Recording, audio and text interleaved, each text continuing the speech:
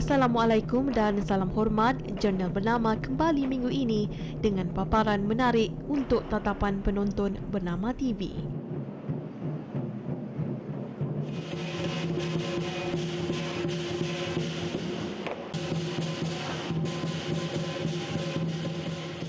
Tahun Baru Cina dan persembahan tarian singa memang tidak dapat dipisahkan. Tradisi sambutan yang diamalkan nenek moyang mereka masih diamalkan sehingga kini. Seni persembahan tari menggunakan kostum singa memerlukan pembelajaran dan tekniknya yang tersendiri. Sudah menjadi kelaziman, tarian singa dipersembahkan bukan sahaja pada sambutan perayaan, bahkan meliputi acara-acara kerajaan masyarakat Tionghoa. Wartawan jurnal bernama Alice Conwell baru-baru ini berpeluang menghayati lebih dekat persembahan tarian singa.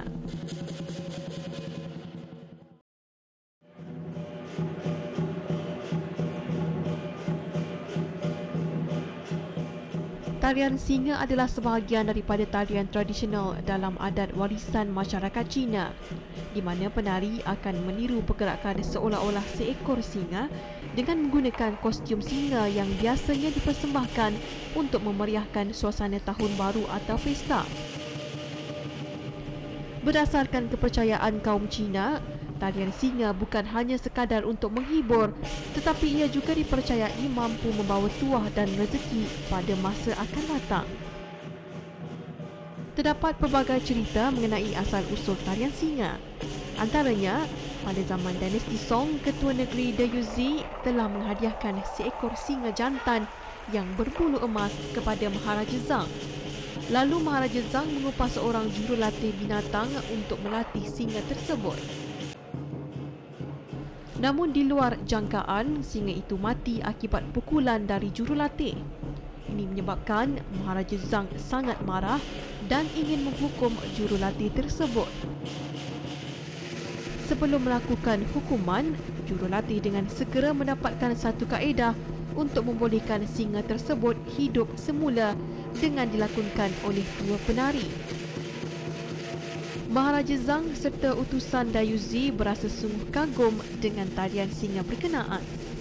Sejak itulah persembahan tarian singa menjadi satu acara menyambut kedatangan utusan adat kalangan masyarakat Cina.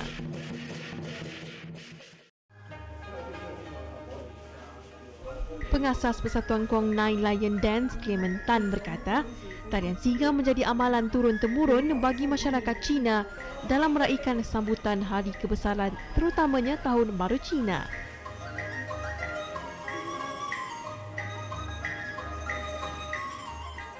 舞狮讲到新年，很多好像我们华人同胞说，新年到舞狮会有 ，OK， 这个传统的文化应该是不会慢慢消失，不会消失的。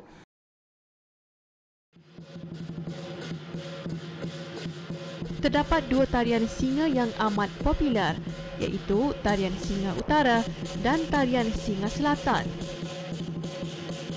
Tarian singa utara adalah berasal dari sebahagian utara Cina yang menggunakan tarian ini sebagai satu hiburan diraja.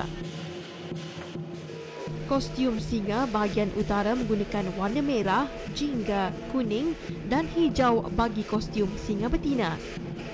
Selain itu, tarian singa utara ini menggunakan lebih banyak gerakan akrobatik. Manakala tarian singa selatan pula lebih membawa kepada pelambangan alam sekitar. Tariannya selalu dipersembahkan sebagai istiadat upacara membuang semangat jahat dan upacara meminta tuah. Tarian singa selatan ini menggunakan pelbagai warna dan kepala kostumnya mempunyai mata yang lebih besar daripada singa utara dan mempunyai cermin serta sebatang tanduk di hadapan kepalanya. Semasa Tahun Baru Cina, penari atau persatuan-persatuan tarian singa akan lebih banyak mempersembahkan tarian singa selatan berbanding tarian singa utara. Ini memandangkan tarian singa selatan melambangkan sesuatu gambaran penanda yang baik kepada seseorang. Selain daripada negara Cina, tarian singa ini juga menjadi adat di negara Indonesia, Taiwan, Jepun, Korea, Thailand dan Vietnam. Paling jauh kita ke Qingzhou, China. Pertama kita persiapan seperti training, jaga kondisi badan supaya sehat-sehat, banyak istirahat. Jelas Clement, setiap negara mempunyai corak dan bentuk tariannya yang tersendiri. Tarian singa bukan sahaja dipersembahkan ketika Tahun Baru Cina, malah turut diadakan bagi meraikan majlis perkahwinan, ulang tahun kelahiran, pembukaan perniagaan dan banyak lagi. Clement yang kini sudah menceburi dalam bidang ini selama 20 tahun bersetuju seni tarian singa ini juga merupakan senaman yang baik bagi fizikal, rohani dan jasmani.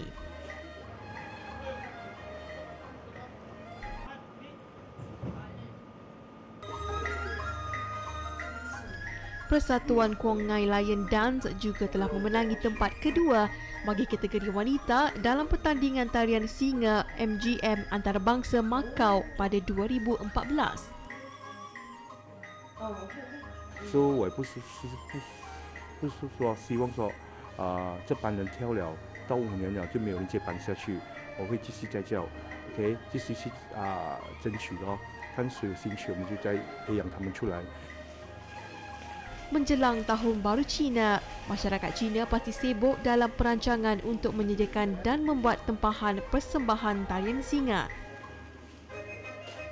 Persatuan Kuang Ngai juga tidak ketinggalan dalam persiapan tersebut bagi memastikan Tahun Baru Cina ini dapat membawa tuah serta diraikan dengan meriah sekali. Clement berharap tarian singa ini boleh diteruskan dan dikekalkan supaya generasi yang akan datang dapat menikmati dan mewarisi budaya tradisional masyarakat Cina ini.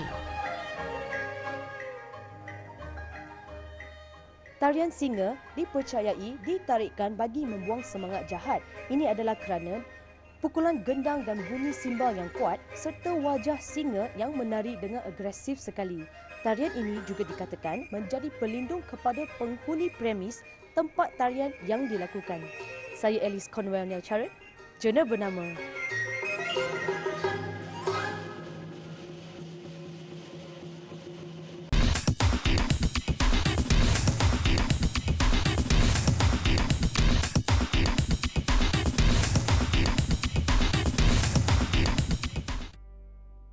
Masyarakat Cina percaya setiap tahun mempunyai unsur positif dan negatifnya. Maka amalan Feng Shui dijadikan sandaran berlandaskan zodiak tahunan dalam kalender Cina. Feng Shui bukan satu agama, tetapi ia berkait rapat dengan kepercayaan mengenai pengaruh alam ke atas kehidupan manusia. Wartawan kami, Tan Siu Cheng, baru-baru ini berkesempatan mendalami apakah makna sebenar Feng Shui sempena Tahun Baru Cina 2015. Tahun 2015 menyaksikan masyarakat Cina menyambut zodiak kambing. Justru, pelbagai perkara positif dan negatif yang dikaitkan dengan haiwan itu bakal berlaku tahun ini. Dalam bahasa Cina, Feng maksudnya angin dan Shui membawa maksud air. Oleh itu, Feng Shui maksudnya mengkaji, memahami dan menghayati kaitan angin dan air dalam kehidupan.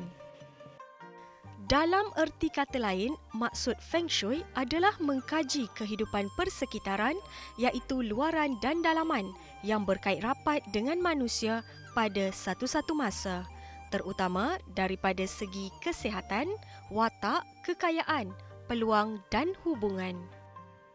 Pengasas Feng Shui Ideals, Jackie Guo He Guo berkata bahawa tahun kambing adalah tahun yang akan memberi peningkatan kepada ekonomi dari segi perniagaan berteraskan makanan dan minuman. 所以今年我们的经济也好，我们的风水也好，它有一个重新的一个调整。调整的方式呢，它是怎样调整呢？从人心调整，就是人的心态，我们要怎样去工作，怎样进入这个社会，怎样融入，重新的一种。 Namun katanya, tahun ini adalah saat sukar bagi seseorang yang mahu bertukar dari satu kerjaya ke karier yang lain. Begitu juga dengan keadaan ekonomi yang mana proses peralihan dari satu sektor kepada sektor yang baharu berkemungkinan mengalami kesukaran. Justru itu, beliau menyarankan agar setiap orang perlu tenang dan sabar dalam menghadapi segala ujian serta rintangan yang bakal mendatang, terutama dalam perkara berkaitan keuangan. 最重要是牛，还有一个是羊，还有一个是龙，一个狗，一个鸡。这5个生肖是2015年呢，在健康、家人、财运、阻碍这方面都很多。 Katanya dalam ilmu Feng Shui ada 2 faktor yang perlu diberi perhatian, iaitu masa dan tempat. Tradisinya, Feng Shui dibahagikan kepada Yang Feng Shui dan Ying Feng Shui. Yang Feng Shui selalu dirujuk kepada entiti kediaman dan perniagaan, manakala Ying Feng Shui pula selalu dikaitkan dengan kedudukan pekarangan kubur. Mereka yang percaya akan Feng Shui melihat alam sekitar dan sekeliling dengan cara yang berbeza dan mereka percaya 1/3 daripada kehidupan dipengaruhi oleh Feng Shui. Acap kali orang Cina yang ingin membeli rumah akan mengambil kira pengaruh Feng Shui ini. Kedudukan rumah dalam prinsip Yin dan Yang boleh dikategorikan persekitaran luaran kepada 2 prinsip, iaitu Yin untuk rumah memberi kesan kepada individu, manakala Yang memberi kesan kepada kesihatan atau peluang. Di samping itu, Feng Shui boleh mengambil kira bentuk 5 unsur, iaitu logam, kebakaran, kayu, air dan tanah. Daripada itu, boleh memahami lagi kesan kepada sekeliling individu. Contohnya, kesan pada mental yang digalakkan seperti agresif dan sangat menghormati, tidak digalakkan pula seperti hujah, konflik, menderhaka serta neutral undang-undang dan kesibukan. Hari ini pengaruh dan pemahaman mengenai Feng Shui telah meluas ke banyak negara, termasuklah Eropah, di mana ia digunakan bagi mereka bentuk sesuatu bangunan atau tempat. Pembelajaran Feng Shui sebenarnya adalah salah satu tradisi yang diwarisi oleh kaum Cina. Ini juga menarik perhatian orang ramai semasa menjelang perayaan Tahun Baru Cina. Menurut kepada Zodiak Cina, pada tahun ini adalah tahun kambing kayu, di mana ia juga dipercayai akan menarik energi yang positif dengan menyumbangkan keupayaan yang besar bagi segala aspek individu. Saya Tan Swee Cheng, jurnal bernama.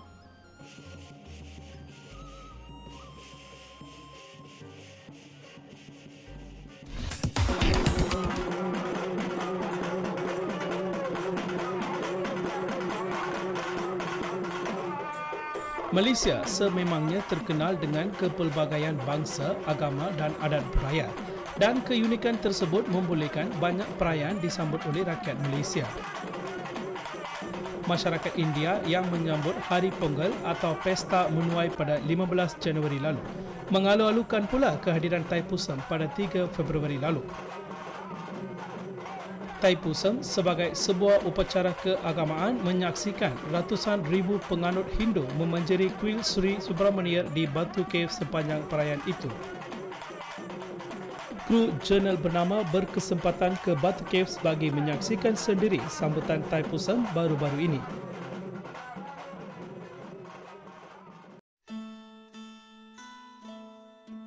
Thaipusam merupakan perayaan yang disambut penganut Hindu di seluruh dunia pada bulan Thai, iaitu bulan ke-10 dalam kalender Tamil bagi menghormati Dewa Murugan. Ia dirayakan bagi memperingati peristiwa dewa itu menerima lembing suci daripada ibunya, Dewi Parvati, bagi menghapuskan kuasa jahat bernama Surapatman. Ini susulan doa yang dizahirkan mereka yang dianiaya Taragasuran kepada Dewa Shiva yang kemudiannya mengarahkan Murugan menghentikan tindakan Taragasuran. Muruga berjaya membunuh Taragasuran pada hari Thaipusam, menjadikannya sambutan yang kini dirayakan meriah di segenap pelosok dunia. Simboliknya, Thaipusam adalah hari kejahatan dikalahkan oleh kebaikan. Kemeriahan sambutan perayaan Thaipusam dimulakan dengan perarakan berhala membawa Dewa Murugan dari Kuil Sri Mahamariamman di Jalan Tun H.S. Lee di Ibu Negara ke Kuil Sri Subramania Swami di Batu Cave, Selangor. Ribuan penganut Hindu pelbagai peringkat umur mengikuti perarakan berhala. Perarakan arca di atas pedati Perak sejauh 13 km mula bergerak pada pukul 10 malam pada hari Sabtu 31 Januari dan tiba di perkarangan kuil di Batu Cave lewat petang Isnin. Pada hari Thaipusam, penganut Hindu menunaikan nazar mereka dengan menjunjung pal kudam atau belanggar susu yang dianggap paling suci. Menjunjung kawdi yang dihiasi cantik dengan menaiki ratusan anak tangga Batu Cave menuju kuil dalam gua itu. Bagi yang memohon agar dosa mereka diampunkan, kawdi akan dibawa atau dijunjung di atas bahu atau di atas kepala. Kawdi ini diperbuat daripada beberapa batang besi atau kayu yang di atasnya terletak patung Dewa Murugan dengan pelbagai saiz dan bentuk. Antara hiasan utama kawdi ialah bulu burung merak dan bunga-bungaan. இந்த வருஷம் பால்குடம் எடுத்தோம். இந்த வருஷம் இதுக்கு முந்தைய வருஷத்தோடு இந்த வருஷம் வந்து க்ரௌட் கொஞ்சம் அதிகம். ஏன்னா பொது விடுமுறை வந்து தொடர்ந்து ஒரு 4 நாள் வர்றதுனால நிறைய ஆள் வந்து ஓட்டி. ஸோ ஏறக்குறைய ஒரு 2 ஹவர் ஆச்சு மேலேருந்து கீழேருந்து மேலே வர்றது. என் பேர் சுகாஷினி தேவேந்திரன். இதான் நான் 2வது வருஷம் எடுக்கிறேன். நான் யூபி சாலஸ் 3A 4B எடுக்கிறதுக்காக 3A 4B எடுத்துட்டு அதனால வந்து பால்குடம் எடுத்தேன். Perdana Menteri Datuk Seri Najib Tun Razak dan isterinya Datin Sri Rosma Mansor turut meluangkan masa menyaksikan perayaan Thaipusam di Kuil Sri Subramania Swami di Batu Cave. Tiba di perkarangan kuil, Perdana Menteri dan isterinya meluangkan masa beberapa minit di tingkat 2 balkoni pejabat pengurusan kuil itu bersama ketua-ketua kuil dan pemimpin MIC termasuk Presidennya Datuk Seri G. Parnivel, Naib Presidennya Datuk M. Saronan dan bekas Presidennya Datuk Seri S. Hamibelu. Menghormati majlis itu, Perdana Menteri berpakaian tradisional India, kurta berwarna krem dan Rosma berpakaian merah jambu bercorak. Suasana meriah sudah dirasai persekitaran kawasan di perkarangan kuil Batu Cave yang dipenuhi gerai jualan pakaian, permainan, makanan dan minuman di samping beberapa gerai yang memberi minuman percuma. Bagi peniaga, kehadiran Thaipusam mencurahkan rezeki yang tidak putus sejak dibuka pada 23 Januari yang lalu. Sambutan yang turut dimuatkan dalam kalender pelancongan Malaysia ini turut menggamit minat pelancong asing. This is really cool to see these masses of people and celebrating Thaipusam. Really cool impression.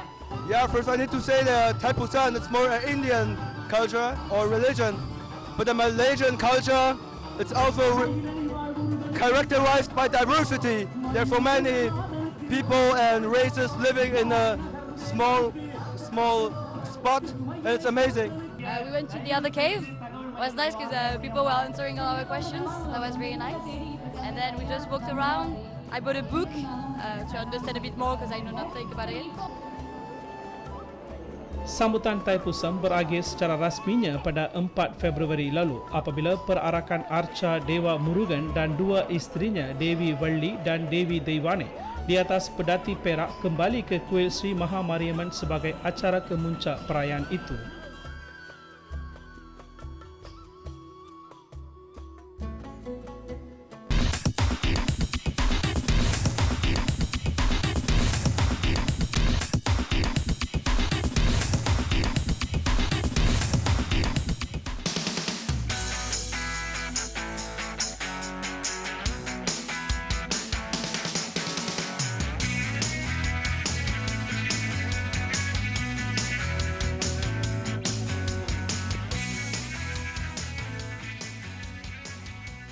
Kebanyakan daripada kita mungkin merasakan ketika musim tengkujuh, pantai dan laut tidak harus didekati kerana deruan angin agak kencang yang kerap bersama hujan, selain ombak deras membadai.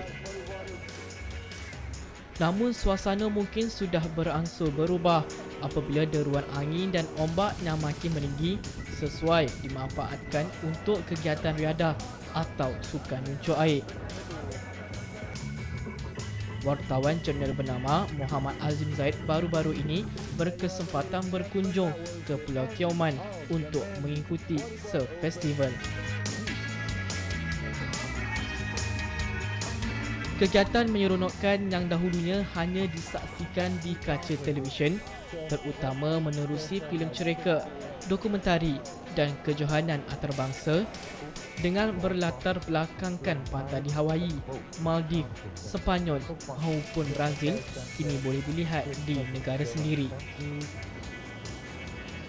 Inisiatif Tioman Boat Riders Event Management dengan kerjasama Tourism Malaysia Negeri Pahang serta Tioman Development Authority menganjurkan kejohanan Surf Festival ini ternyata membuka dimensi baru bagi peminat sukan luncur air di luar sana. Surfing atau luncur air mempunyai peminat sendiri dari dalam maupun luar negara. Malah, aktiviti seperti ini memberi nafas baru kepada industri pelancongan Malaysia selari dengan tahun festival 2015.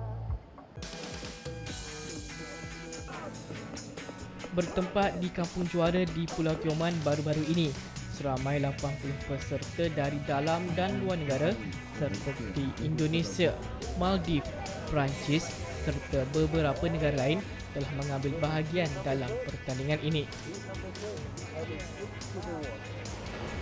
Kejohanan yang diperkenalkan sejak 4 tahun lalu itu memberi peluang kepada para peluncur untuk mempamerkan kehebatan masing-masing sepanjang kejohanan itu yang berlangsung selama 3 hari bermula 29 Januari lalu. Terdapat 4 kategori yang dipertandingkan iaitu Men's Open Surf, Women's Open Surf, Master Open Surf dan Bodyboard Open. Dalam pada itu, menurut Presiden Tioman Boat Riders Event Management Wan Ahmad Hishamuddin, beberapa pembaharuan akan dibuat tahun hadapan dalam menambah baik pertandingan sukan luncur air ini di peringkat antarabangsa. Itulah perancangannya kalau boleh untuk mendapatkan buat event untuk 5 hari. Tetapi dengan selalunya kalau event 5 hari ni hadiah dia, reward dia kena besar sikit. So international surfer Maldives dia orang pun willing to stay. Sebab dia orang pun macam international surfer yang akan datang kalau reward besar dan masa tu panjang. Sebab untuk 3 hari 2 malam ni banyak terlalu singkat, especially dekat Tioman sebab logistik dia susah sikit lah. Sementara itu, Pengarah Negeri Tourism Malaysia Pahang, Muhammad Faharuddin Hadmin berkata, kerjasama penganjuran Surf Festival ini turut mendedahkan masyarakat setempat tentang kegiatan baru yang boleh dikembangkan dengan lebih banyak. Terutamanya dalam kejohanan tempatan berskala kecil dan kemudiannya menimba pengalaman dan mengasah bakat untuk bersaing dalam dan luar negara. Jadi kita mengambil peluang supaya Tourism Malaysia Pahang ingin memperkenalkan Pulau Tioman ini kepada pelancong-pelancong bukan sahaja pada musim-musim seperti di tempat-tempat lain tetapi juga pada musim tengkujuh ataupun monsun seperti ini. Pulau Tioman ini juga menjadi pilihan kepada pelancong untuk datang bercuti. Malah, rata-rata peserta yang ditemui memberi komen positif mengenai penganjuran ini selain merasakan musim tengkujuh membawa manfaat untuk mengasah kemahiran. Selain kejohanan luncur air itu memberi banyak pengalaman buat mereka untuk memperbaiki prestasi tanpa perlu banyak keluar bersaing di negara lain. Untuk perempuan masih kurang. Tapi untuk guys sekarang I tengok makin dah ramai lah.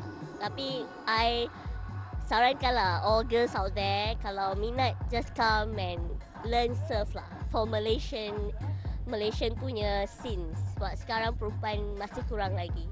It can be for any surfer, but it needs to be like a bit expert to compete. But anybody can enter.